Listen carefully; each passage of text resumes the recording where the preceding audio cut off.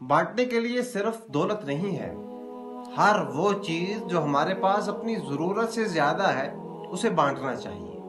कोई हुनर, कोई इल्म, कोई काबिलियत और कोई सलाहियत, और सबसे बड़ी बात अपना वक्त और तवज्जो।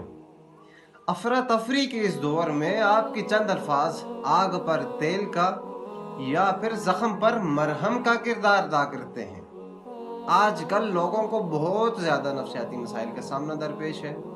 ऐसे में आप कुछ अच्छे अल्फाज बोलकर लोगों को जीने की उम्मीद दे सकते हैं। आजकल सबसे खूबसूरत तोहफा आपका वक्त और तवज्जो है, और साथ ही साथ हौसला अफजाई। लोगों की हौसला अफजाई करना सीखें। नुक्ताचीनी करने या तनकीद करने से आपकी अपनी जो ज़ात है वो मनफी असरात के तले दब जाती है। फिर आप हर मुस्बत चीज़ और हर मुस्बत बात से भी मनफी पहलू निकाल कर लाते हैं। आप इस कदर आदी हो चुके हैं कि आपकी आंख मुस्बत पहलू को देखने से कासिर है, क्योंकि मनफी सोच के हामिल शख्स की आंख मुस्बत पहलू को देखने से कासिर होती है। एक बात याद रखें कि हौसला अफजाई करने वाला कोई आम शख्स नहीं होता। इसकी ये आदत उसे लाखों लोगों से मुनफरिद करती है।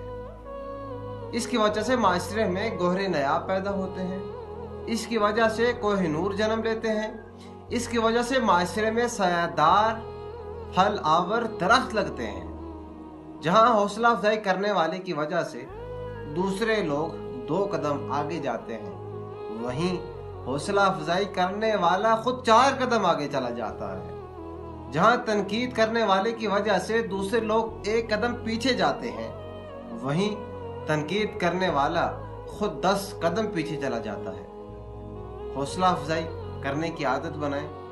जिंदगी सीखने का नाम है, गिराने या तकब्बर करने का नाम नहीं है। Thanks for watching.